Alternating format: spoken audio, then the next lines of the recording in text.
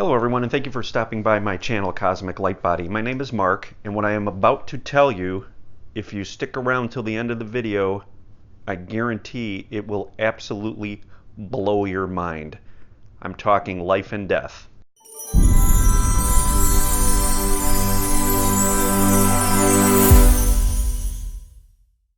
Occasionally, those of you that have listened to my videos know I'll throw a question out there to the universe and see what comes in.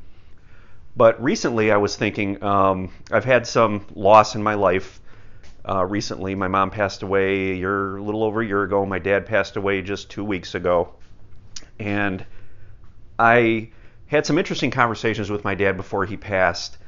Some things started to open up to me. So I really wanted to put this question out to the universe and better understand what is life and death, and how do we look at it from this perspective and from a multidimensional perspective.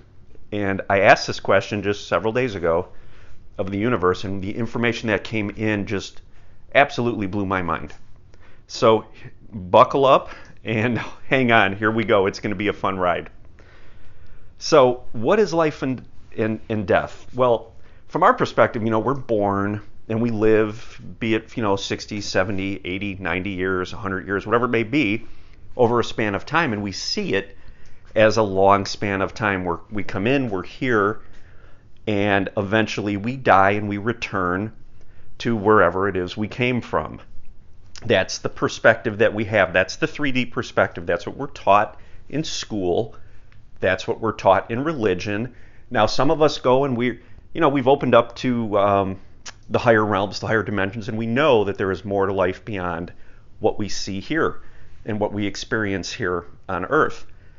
So, okay, now we take the next step, right? And we're like, all right, well, we know that we're multidimensional beings, that we exist on another level, and that we could potentially be having different experiences all at the same time while we're here.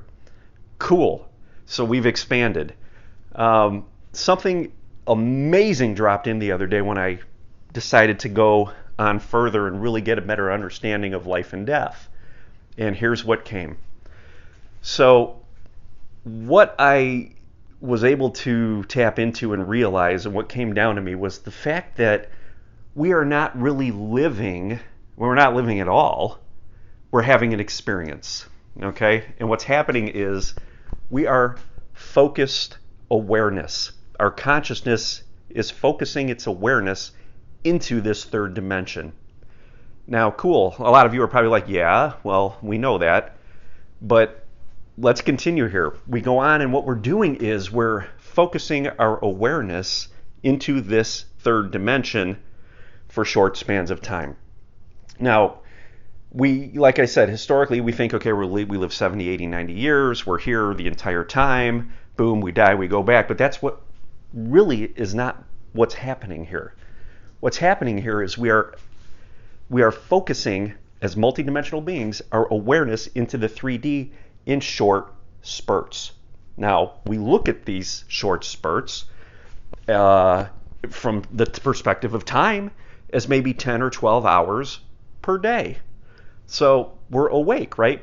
We're awake for 10 or 12 hours a day. So what's happening is our higher self is focusing its awareness when we wake up in the morning here into the third dimension. Okay, we are stepping down our consciousness into this body. We wake up in the morning, we go throughout our day, and as we go to sleep at night, and then what's happening is our awareness is ascending back into the higher dimensions. Okay, so essentially what we're doing over the course of a day is we're being born and then we're dying, right? And we're doing this over and over and over 365 days a year for the whole course of our life. So we're having many lives every day. And why does this happen? Well, this happens because we cannot, as multidimensional beings, hold the focus into a body at this dimension, this density of low vibration for long periods, because it requires a tremendous amount of energy. So what we're doing is when we're going to sleep at night, we're actually recharging. We're actually going up and we're doing our work, returning to our multidimensionalness, doing our work. We're recharging, and we're coming back into the body again. So let me explain it a different way, and this may make a little bit more sense. As if you think of a scuba diver, right? Let's say you've never been in the water before, you've never put the scuba equipment on. What you're doing is you get dressed in the equipment, everything feels very, very heavy, feels cumbersome, it doesn't feel good at all, very awkward, right? And you first put this equipment on, you step into the water, and you can't maneuver, you can't manipulate yourself, you feel very uncoordinated. That is what it's like when we first come in or return to the third dimension as a baby. When we're born, we're focusing our awareness into these bodies, and we cannot manipulate these bodies. We don't know what we're doing.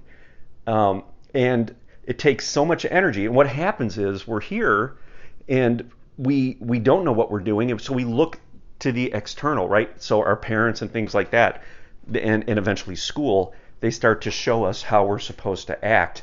And that builds our subconscious. Now, our subconscious mind actually acts as an anchor that holds us here, okay? Because it's lower vibration, these patterns, these thought patterns resonate at a lower vibration. They help to anchor us here into this body. So when we're babies, we cannot hold our awareness in the body for long periods of time because we're opened up to our multidimensionalness. We don't really have the anchor to hold us in the body. So what do babies do? They sleep a lot. They're not here. Their awareness is away. And when they come back, after they've napped, they're here again, but yet they're still in a very open state. They don't have the programming and the beliefs. They're not so focused on the external reality to really anchor and ground their consciousness here. They need the help from that subconscious mind, which gets developed over years. So as children, we start to sleep less and less and less as the subconscious mind gets developed. And that programming actually anchors us here. Okay, so we get into a role where we're kind of on autopilot and we're sleeping, we're off multidimensional, our multidimensional selves, we're doing work, we come back in, we're awake, we're present in the third dimension. We could pull our energy in here, we do our work, but after a period of hours, we can no longer hold, we get fatigued, we get exhausted, off we go back to do our work multidimensionally and to recharge, and the next day we wake up again and we go through the process. So we're going through this day after day after day after day. Now when we awaken, say we awaken, okay, to our higher selves, whoa, everything changes. Now we start breaking down this subconscious programming, and we know that subconscious programming actually helped us when we were little to anchor us here, to keep us in the third dimension, but now we're breaking it down. So what happens? We no longer have that anchor to anchor us here in the third dimension. So our consciousness expands, and we start going through all these ascension symptoms, which is, the body's starting to upgrade. We're fatigued a lot, and these are all symptoms of us having an issue trying to anchor our consciousness and hold it in the body, because we're breaking down the subconscious, right? We're integrating our subconscious, our ego, and we're breaking down these thought patterns and these limiting beliefs. So the very thing that anchored us here is getting integrated. So what do? Well, you've heard the term ground. We ground. That's exactly what that means. We need to take an active role from a consciousness perspective to get focused into the body. So we become an active participant in actually bringing our awareness down, because when we awaken, we don't want to go etheric. I call it going etheric when we become ungrounded, right? And we want to reverse that. We want to become grounded. So since we don't have that subconscious programming anymore, that ego, it's got less of a grip to help us anchor. We have to take an active role, and we do that through conscious breath work, meditation, focusing on the body, because we want to take as much of our consciousness that we've opened up to and pull it down. That's what we're here to do. We want to pull it down into the body and anchor it. So that is exactly why we go through these ascension symptoms, why when we are ungrounded and don't ground, and don't do the work, we feel very maybe lightheaded, we feel dizzy, maybe vertigo, very fatigued, our joints hurt, everything aches, we just feel feverish, whatever it may be. That's because the mechanism that grounded us here, that anchored us into this physical body, has loosened its grip and it's being integrated. So we become an active participant now. We have awakened to who we are. We know that our role is to be here on the planet, and we have to take an active role in doing the work, the breath work, that kind of thing, to pull the awareness into the body. And that's what happens during ascension. So basically, what we're doing is we are taking our spurts of let's just call it like little trips into the body, day after day after day, and we're returning. So we really no longer need to look at a life over a lifetime, because there really isn't a life. What it is just a series of focused awarenesses into the third dimension, happening sequentially. And they happen sequentially so that we can have the experiences of manifesting and actually sending out signals, thoughts into the universe, and receiving these thought forms back in terms of things. And that's why we're here. And that's why we have this span of time, so that we're able to do this. But we look at a life now as a daily in and a daily out. And when we approach death and the physical body is ready to end, what's happening there is the energy starts to dissipate out of the body. And as we take that trip back into the third dimension, for whatever reason, it may be you've learned your lessons, it may be that you haven't learned your lessons and you've picked up an illness and things like that, but less of that awareness comes into the body. And what happens is, because that energy is not flowing through the body and grounding, the body starts to break down. So each time they go to sleep at night, an elderly person, more of that energy, the energy retreats, and less of that energy comes back, or somebody that's ill. And it's a day by day by day process. So based on this information that I received, it just completely changed the way I look at life and I look at death.